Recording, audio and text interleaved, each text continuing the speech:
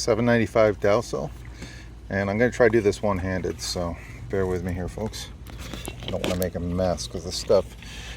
Okay, the best way to clean up a lot of this stuff is I start with a product called Goof Off and then a little bit of acetone.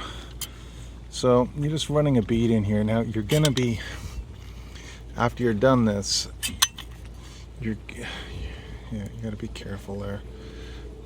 Don't worry about getting some on. That's why you got the tape there. I don't know if I'm getting this or not on camera. It's tough with one hand, and normally I probably should have pressed this lower one down a little harder, but it's not the end of the world, and I'll show you why in a second.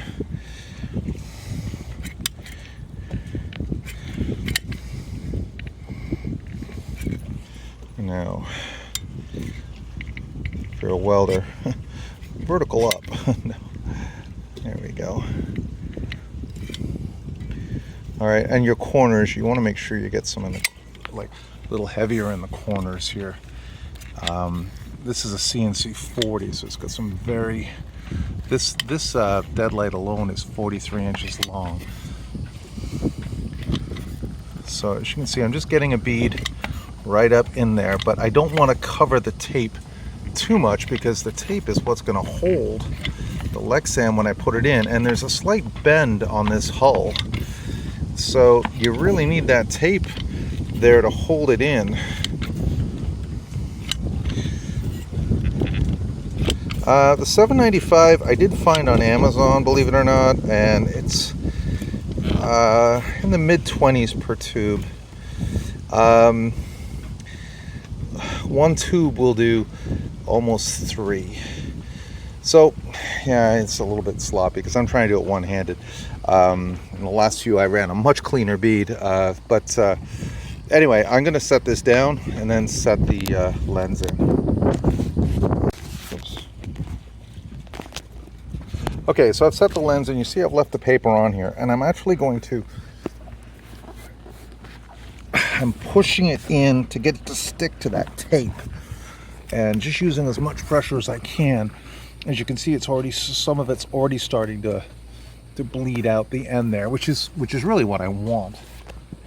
I have this little spatula here, and this has been my favorite tool during this project because I try to lift it.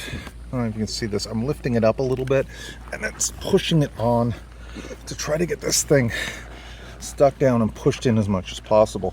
First time I tried this, I actually made up boards to go from here to the tow rail, and it just wasn't a success. So now what I'm going to do is, where the cracks, you see the cracks are still empty, so I'm going to take my caulking tube and I'm going to pump it in there, and then I'm going to go along and flatten it out with this spatula. So I hope this makes sense, and I know this is going to be a bit of a funny video to watch, but I hope it helps somebody. All right, take care, bye-bye. I find it best to come up from the tape when you're pushing, trying to push it into that crack there. If you try to push down, you tend to, if you try to like push onto the tape, it tends to rip the tape a little bit. So you can see and then you can take the excess, of course, and just, you want to fill that crack as much as possible. So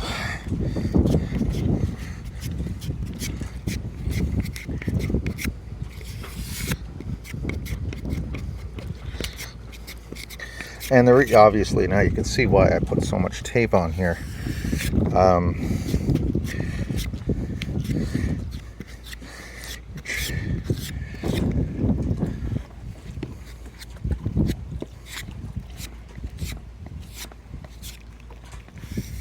Yeah, I know it looks sloppy, but it works in the end.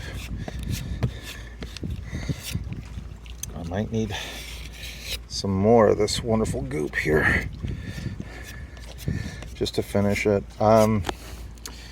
Yeah, so it's pretty basic to do. It's just, it's kind of time consuming.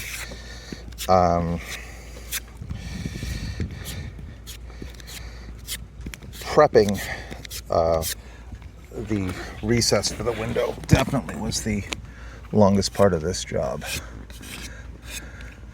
So here I'm going to just try to lift this up a little bit here because I just don't like the way it's sitting, and then I can kind of push it back in.